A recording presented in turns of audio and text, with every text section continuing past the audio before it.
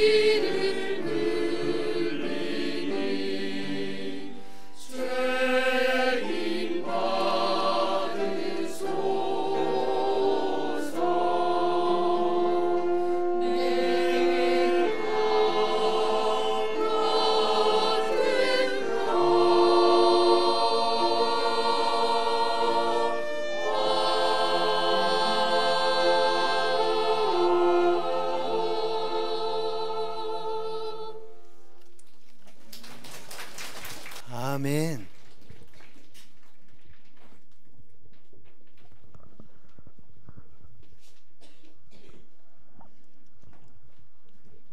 오늘의 말씀입니다. 마가복음 12장 28절에서 34절입니다. 다 함께 읽겠습니다. 서기관 중 한 사람이 그들이 변론하는 것을 듣고 예수께서 잘 대답하신 줄을 알고 나와 묻되 모든 계명 중에 첫째가 무엇이니까? 예수께서 대답하시되 첫째는 이것이니 이스라엘아 들으라. 주 곧 우리 하나님은 유일한 주시라. 내 마음을 다하고 목숨을 다하고 뜻을 다하고 힘을 다하여 주 너의 하나님을 사랑하라 하신 것이요. 둘째는 이것이니 내 이웃을 내 자신과 같이 사랑하라 하신 것이라. 이보다 더 큰 계명이 없느니라. 서기관이 이르되 선생님이여 옳소이다. 하나님은 한 분이시요 그 외에 다른 이가 없다 하신 말씀이 참이니이다. 또 마음을 다하고 지혜를 다하고 힘을 다하여 하나님을 사랑하는 것과 또 이웃을 자기 자신과 같이 사랑하는 것이 전체로 드리는 모든 번제물과 기타 제물보다 나으니이다. 예수께서 그가 지혜 있게 대답함을 보시고 이르시되 내가 하나님의 나라에서 멀지 않도다 하시니 그 후에 감히 묻는 자가 없더라. 아멘. 아멘. 오늘 성가 참 좋지요. 나는 이 집사님이 그렇게 색소폰을 부는지 몰랐네요.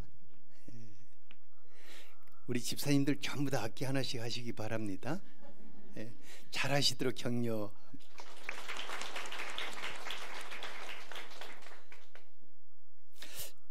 지난주에 제 목사님이 우리 교회가 세상에 희망을 주는 교회가 되면 좋겠다 말씀 전해주셨는데 한 주 내내 생각해 봤어요. 어떻게 하면 우리 교회가 세상에 희망을 줄 수 있을까? 근데 한 가지가 이제 마음속에 이렇게 떠오르는 게 마지막 때가 가까울수록 사람들의 마음속에 사랑이 식어가고 사랑받을 것이 없고 그래서 정말 사랑을 갈구하는 그런 사람들로 가득한데 우리 교회가 한 가지 소문이 나면 좋겠다 하는 간절한 바람이 생겼어요. 뭐냐면은 경주 선교교회는 사랑이 넘치는 교회다. 그곳에 가면은 모든 성도님들이 참 사랑이 넘치더라. 목사님도 사랑이 넘치고 성도님들도 사랑이 넘치고 점심시간에 밥 먹어보니까 밥 속에서도 사랑으로 밥을 지었더라. 이렇게 하면서 사랑이 넘치는 그런 교회로 소문나면 좋겠고 또 우리 교회 성도님들이 집에 가도 직장에 가도 어디 있든지 간에 저분은 진짜 사랑이 넘치는 분이다 이런 소문이 나기를 바랍니다. 옆에 분을 보면서 사랑합니다. 소문나는 사랑의 사람이 되기를 축복합니다. 예. 그래서 오늘은 우리가 어떻게 하면은 정말 사랑이 넘치는 교회, 사랑이 넘치는 사람들로 살 수 있을까 같이 살펴보고자 합니다. 첫째로 우리가 사랑하는 하나님은 사랑이십니다. 하나님이 누구시다고요? 네, 사랑이십니다. 28절에 예수님 당시 성경을 연구하고 가르치는 서기관 중에 한 사람이 예수님께서 마치 사두개인과 변론을 하고 있는 모습을 지켜보았어요. 그러다가는 갑자기 예수님께 선생님 모든 계명 중에서 첫째가 무엇인가요? 하고 물었어요. 모든 계명 중에서 첫째 되는 계명이란 매우 중요합니다. 왜냐하면 우리가 믿고 사랑하는 하나님이 어떤 분이신가를 말해주기 때문입니다. 뿐만 아니라 예수 그리스도 위에 서 있는 기독교의 그 본질이 무엇인가를 말해주기 때문입니다. 그리고 우리 성도들 한 분 한 분이 진정으로 추구해야 할 가치관, 그러니까 그 첫 번째 가치관이 무엇인가 이걸 말해주기 때문입니다. 저는 이제 오랜 세월 동안 성경을 연구하고 또 말씀을 전하면서 성경 전체를 한마디로 압축한다면은 하나님 사랑, 이웃 사랑이라고 할 수 있습니다. 그러니까 창세기 말씀을 열심히 살펴보다 보면은 그 창세기라는 우물 속에서 뭐가 길러집니까? 사랑이, 하나님의 사랑이 이렇게 길러지고, 멀리 와서 요한계시록을 보면은 또 거기서도 하나님의 사랑. 그래서 이 성경을 전체적으로 다 압축해 놓으면은 하나님 사랑, 이웃 사랑으로 말해줄 수 있어요. 그런데 그걸 딱 모아가지고 쫙 짜니까 한 방울이 떡 떨어졌는데 그게 뭐죠? 사랑이에요. 그러니까 하나님과 성경과 우리 성도들과 우리 모든 교회 속에서 마지막 한 방울은 사랑인 것입니다. 하지만 당시 종교 지도자들은 그렇지 못했던 것 같아요. 마가복음 7장 9절에 보니까 예수님이 뭐라고 했냐면은 너희가 너희 전통을 지키려고 하나님의 계명을 잘 저버렸도다 이렇게 말하고 있습니다. 그러니까 전통이란 매우 소중한 것이거든요. 필요한 것이었고, 그런데 그들은 전통을 너무 소중히 여기고 고집함으로 그 전통이 그들의 신앙이 되어버렸어요. 전통 위에 신앙이 세워진 것입니다. 그런데 문제는 그러다 보니까 그 사랑을 길러내야 할 하나님의 계명을 그들은 저버렸다고 하였습니다. 마가복음 7장 3, 4절에 보면 참 재밌는 이 얘기가 나와요. 같이 한번 읽어볼까요?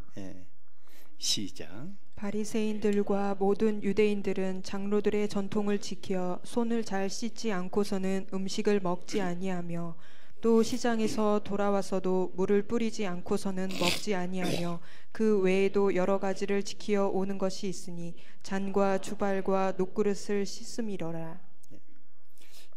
이런 전통들은 그 유대라는 그 공동체가 그 척박한 환경 속에서, 굉장히 중동 지방이 굉장히 척박합니다.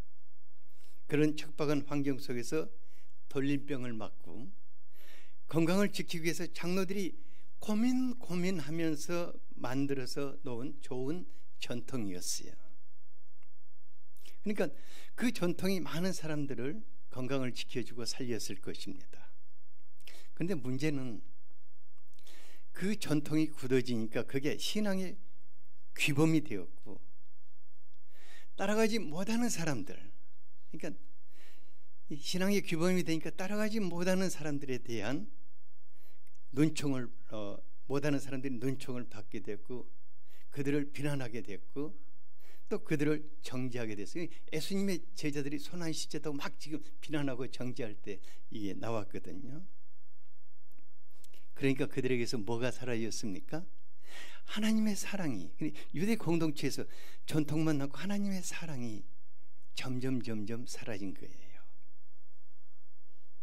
그런데요, 조금만 살펴보면 이거 참 재밌는 사건이 뭐냐면은, 건강을 위해서 음식을 가려 먹으라는 식생활 문제나 위생을 위해서 손을 부지런히 씻으라는 청결한 문제나 공동체가 전염병으로부터 보호하기 위해서 격리시키는, 환자들을 격리시키는 이런 문제들은 교회가 다뤄야 할 문제가 아니라는 것입니다. 이런 것들은 어디서 다뤄야죠?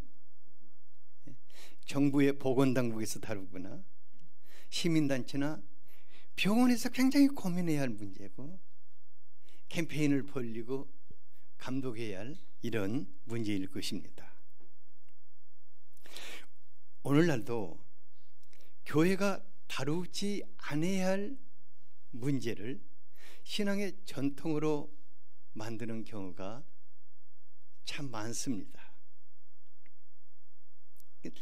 모든 전통은요, 꼭 필요하기 때문에, 소중하기 때문에 만들어지는 것이거든요.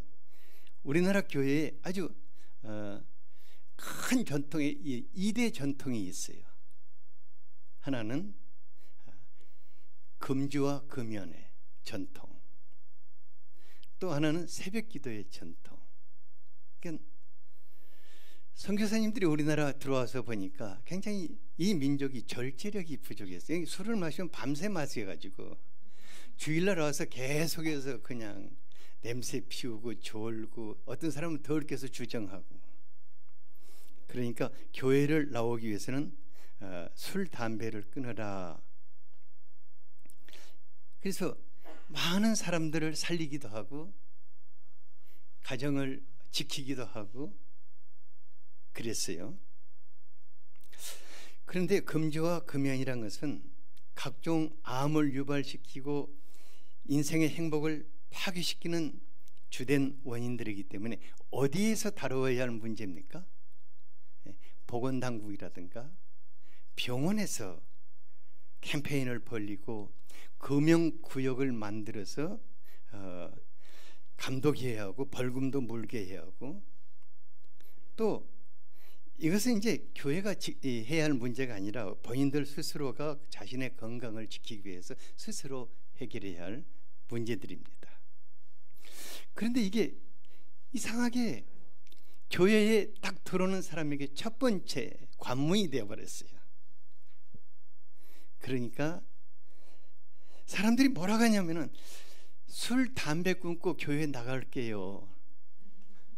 어느 세월에 술, 담배 끊고 교회 나오나? 아마 죽는 순간에 끊겠지요.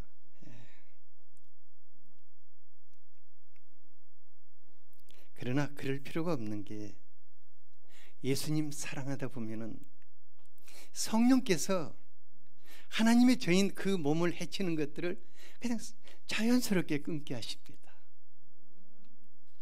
오히려 그분들이 캠페인에 될 거예요. 한국 교회의 다른 나라에는 새벽 기도가 없는데 한국 교회의 새벽 기도는 한국 교회를 살려냈고, 정말 가난으로 고통하고 어려움 속에 살던 이 백성이 기도함으로 살게 한 아주 좋은 전통이었습니다. 그런데 이제 문제는 새벽 체질이 아닌 사람이나 밤에 근무하고 아침에 퇴근하는 사람들이라든가, 이게 갈수록 많아지거든. 그 이제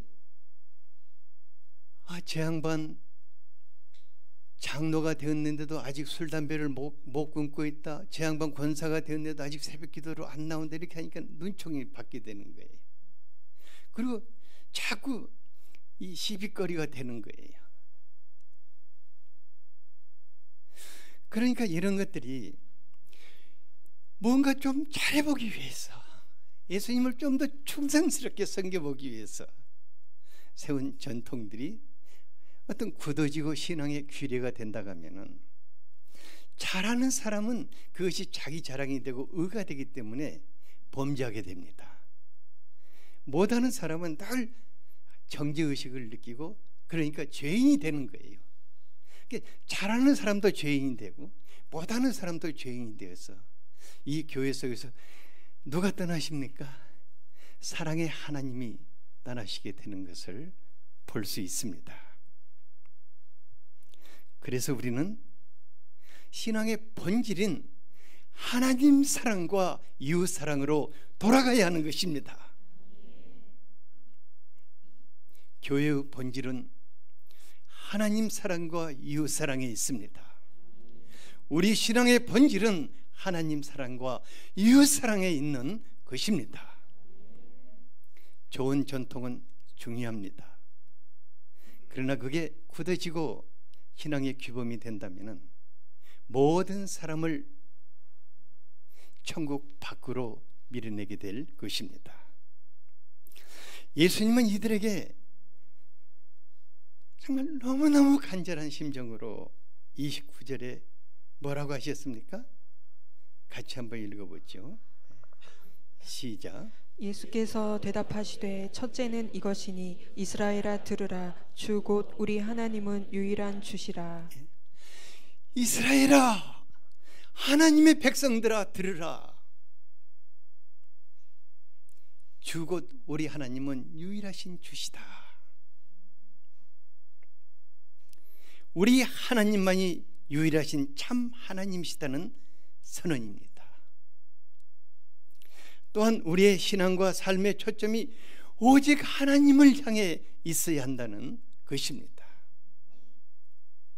우리의 신앙과 초점이 다른 것으로는 흘러가지 않아야 한다는 것입니다. 하나님이 우리의 유일한 경배의 대상입니다. 하나님이 우리가 믿고 의지할 수 있는 전능자이십니다. 우리를 창조하시고 돌보시는 하나님 아버지만이 우리의 유일한 경배의 대상이신 것입니다. 바로 그분이 우리의 마음을 지배해야 할 것입니다. 우리의 삶을 지배해야 할 것입니다. 바로 그분이 우리의 교회에 충만하셔야 할 것입니다. 하나님은 하나님의 아들, 딸들을 속박하는 분이 아니십니다.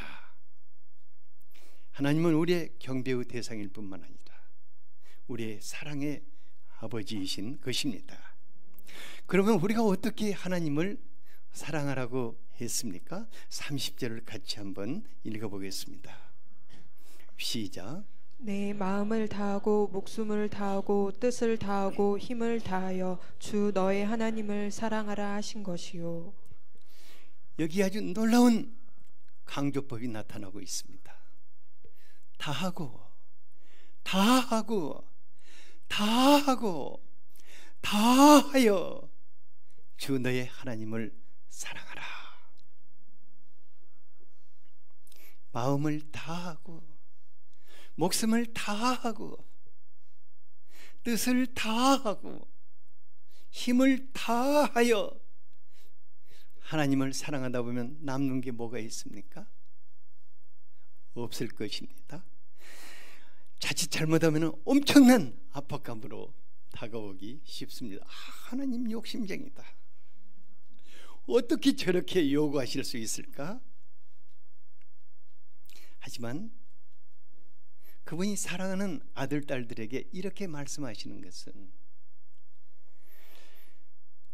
우리의 섬김이나 우리의 사랑을 압박해서 짜내고자 하시는 것은 아닐 것입니다. 아버지께서 사랑하는 아들, 딸들에게 주시는 말씀 속에는 우리를 진정 행복한 삶 속으로 이끌어 들이시기 위해서 주시는 계명일 것입니다. 여러분들에게 한 가지 묻고 싶어요. 언제가 가장 행복하던가요?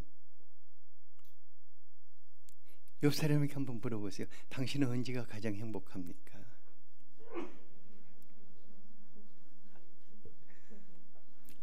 뭐 각 사람마다 조금씩 다 다르겠지만은 저의 경우에는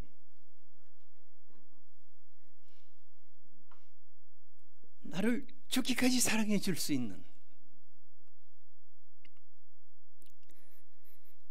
그가 나와 함께 할 때고 내가 나의 목숨까지도 버려가면서 사랑해 줄 수 있는 그 사람이 나와 함께 할 때 그때가 제일 행복하지 않는가 싶습니다. 그런데 문제는 누가 나를 그토록 사랑해 줄 수 있고 내가 나를 완전히 쏟아서 사랑할 수 있는 자가 있을까? 없을 것 같은데 딱 한 분이 있죠. 그분이 누구십니까? 우리의 아버지이십니다. 우리를 지으시고 우리를 기르시며 손 붙잡고 오신 아버지이시오. 우리를 살리기 위해서 독생자도 아끼지 아니하시는 그분일 것입니다.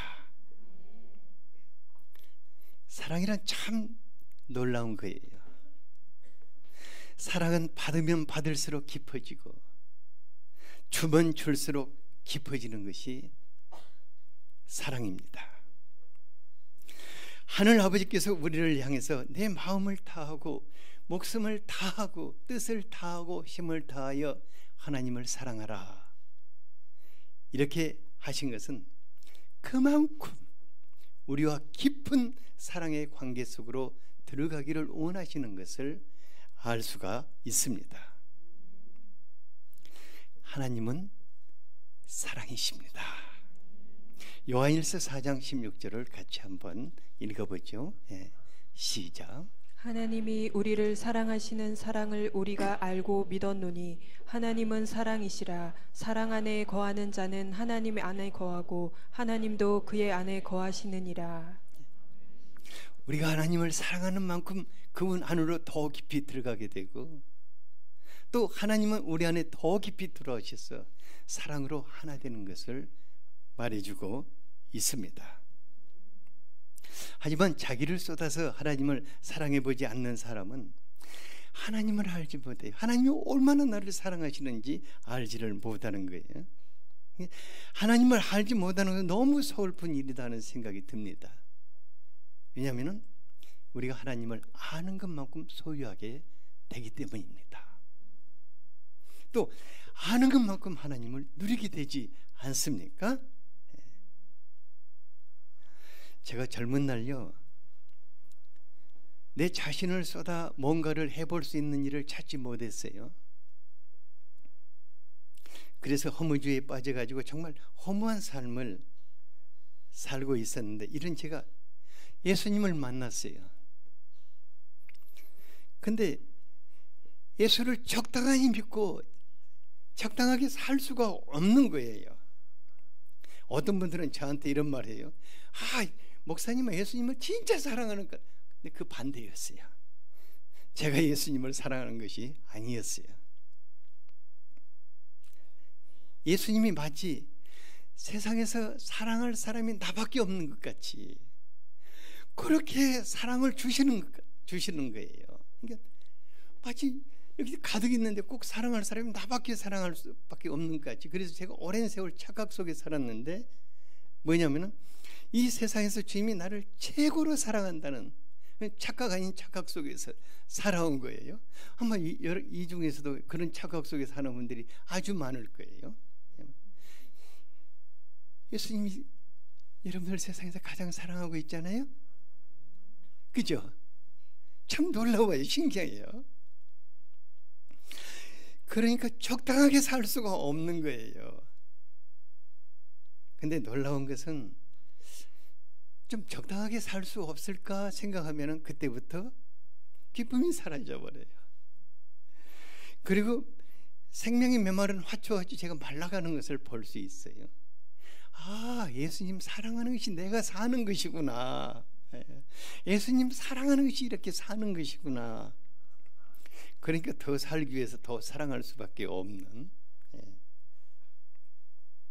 그러니까 주님을 사랑하는 사람들은 누가 무슨 말 하지 않아도 온 마음으로 주님을 사랑하게 되고, 자신을 쏟아서 사람들을 사랑하게 되고, 충성을 다해서 교회를 섬기게 되는 것을 보게 돼요.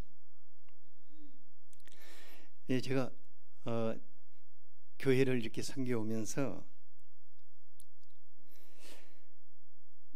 젊은 날에는 막 사람들에게 막 주님께 충성해라, 사람들을 돌보아라, 교회에 봉사하라 강요했는데, 그럴 필요가 어느 날부터 없어져 버렸어요. 왜냐하면 주님을 열심히 사랑하도록 도와주고 주님의 사랑 속에 거하도록 도와주다 보니까 그냥 그만큼 주님을 사랑하는 만큼 주님을 충성하게 되고, 또 주님을 사랑하는 만큼 다른 사람들을 사랑하게 되고, 주님이 주시는 축복을 누리는 만큼 참 주님의 교회를 섬기는 것을 보게 되었습니다. 우리가 주님을 사랑하는 만큼 세상을 향한 예수의 향기가 될 것입니다. 주님을 사랑하는 만큼 사람들을 향하는 예수의 얼굴이 될 것입니다. 그래서 사도 바울은 고린도후서 2장 15절에서 우리가 구원받은 자들에게나 망하는 자들에게나 하나님 앞에서 그리스도의 향기라고 하였습니다. 또 우리 같이 고린도전서 13장 12절을 같이 한번 읽어볼까요? 시작. 우리가 지금은 거울로 보는 것 같이 희미하나 그때에는 얼굴과 얼굴을 대하여 볼 것이요 지금은 내가 부분적으로 아나 그때에는 주께서 나를 아신 것 같이 내가 온전히 알리라. 놀라운 것은 예수님을 사랑하면 사랑할수록 예수님과 얼굴을 맞대어 보게 된다고 하였습니다. 그러니까 여러분들은 기도하면서도 주님의 얼굴을 보게 되고 예배 시간에도 주님의 얼굴을 보게 되고 사람들과 대화하면서도 그분 안에서 주님의 얼굴을 보게 될 것입니다. 그리고 우리 주님이 나를 아는 것 같이 나도 주님을 아니까 주님과 내가 마음이 통하는 그런 예수의 사람들이 될 것입니다. 그러므로 우리가 사랑 외에 다른 모든 것을 내려놓읍시다. 사랑으로 돌아갑시다. 하나님 사랑, 이웃 사랑으로 돌아갑시다. 두 번째로는 이웃 사랑에 대해서 잠깐 살펴보겠는데 사랑이 전부라고 하였습니다. 하나님을 사랑하는 사람은 또 이웃을 사랑하게 되는데 어떻게 사랑한다고 했는가? 31절을 같이 한번 읽어보죠. 시작. 둘째는 이것이니 내 이웃을 내 자신과 같이 사랑하라 하신 것이라 이보다 더 큰 계명이 없느니라. 이제 나이가 좀 들어가고 철이 들어가니까 무슨 생각이 드냐면은 진정 복된 삶이 어떤 삶일까? 가장 아름다운 삶이 어떤 삶일까? 이런 생각 참 많이 해봐요. 예수님의 마음으로 다른 사람을 사랑하는 것이 아닌가 싶습니다. 사랑이 진정 복되고 사랑이 진정 아름다울 것입니다. 그래서 참 사랑을 주제로 노래하고 뭐 글도 쓰고 뭐 그림도 그리고 드라마, 영화 사랑이 얼마나 아름답기 때문에 그러겠죠. 그런데 우리 한 번쯤은 생각해 볼 필요가 있는 것 같아요. 뭐냐면은 우리가 정말 사랑한다는 말 많이 하잖아요. 사랑이 무엇일까? 사랑이 무엇인가 좀 생각해 볼 필요가 있는 것 같아요. 예수님은 사랑이란 내 이웃을 내 자신과 같이 사랑하는 것이다. 이 말을 다시 표현해 본다면은 사랑은 아낌없이 자기를 주는 것이다. 사랑은 아낌없이 자기를 주는 것이다. 이렇게 표현할 수 있습니다. 옆 사람에게 당신을 사랑합니다. 다시 한번 당신을 사랑합니다. 그 말 속에는 뭐가 담겨져 있습니까? 내 자신을 아낌없이 주겠습니다. 사랑합니다 이렇게 말할 때는 그 속에 뭐가 담겨져 있다고요? 은성아, 너는 파트너가 없으니까 은성아 사랑해? 그때는 이 속에 뭐가 담겨져 있다고요? 아낌없이 내 소중한 거 다 주겠다는 표현이 그 마음을 담아서 옆에 사람에게 사랑합니다 한번 다시 해보죠. 은성아 사랑해? 그래서 사랑이 아름다운 것일 겁니다.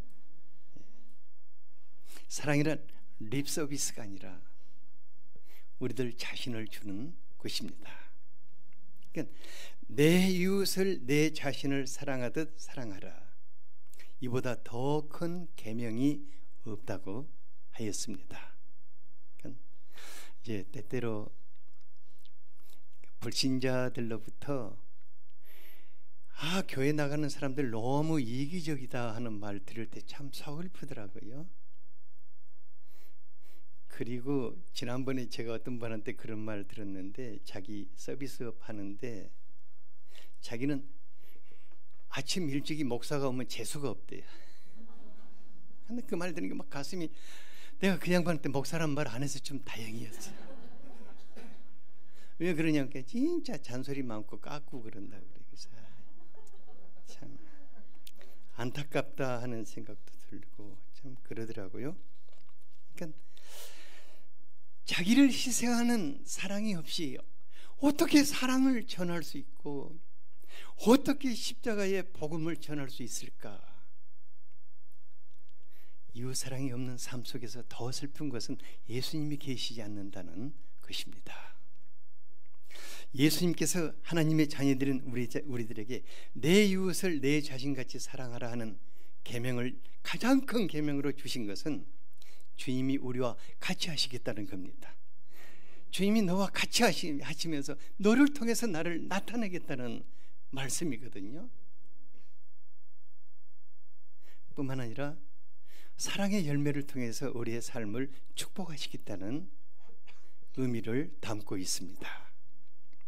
하나님께서 모든 사람들에게 아주 공평하고 정직한 축복의 법칙을 주셨습니다. 이건 어느 누구도 거역할 수 없는 것입니다. 갈라디아서 6장 7절을 같이 한번 읽어보죠. 시작. 스스로 속이지 말라. 하나님은 업신여김을 받지 아니하시나니 사람이 무엇으로 심든지 그대로 거두리라. 사람이 무엇으로 심든지 어떻게 된다고요?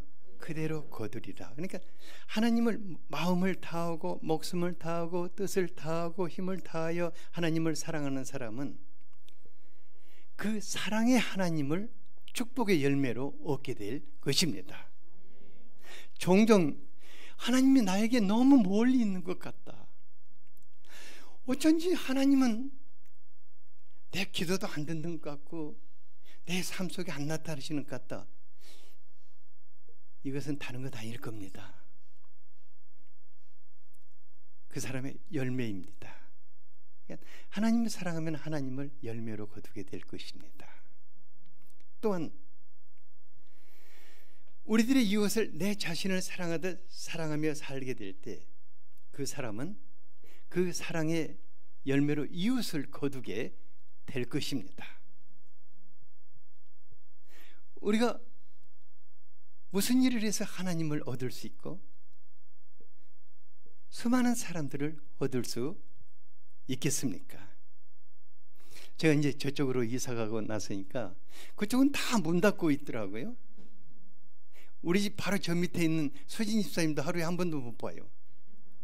그런데 이제 저 강변을 거닐다가 놀라운 것을 하나 발견했어요. 뭐냐면은 저쪽에서 보니까 저쪽 끝에 뭐 레미안 아파트 있고 그 다음에 신안 아파트 있고 똑같은 이름인데 세안 아파트 있고 이쪽에 보니까 뭐 세정 아파트 있고 이 아파트들이 많이 있더라고요. 저 속에 사람들이 가득 있다는 것을 생각하니까 막 가슴이 뛰는 거예요. 그래서 주님, 저 사람들에게 사랑을 줄 수 있는 기회를 주십시오.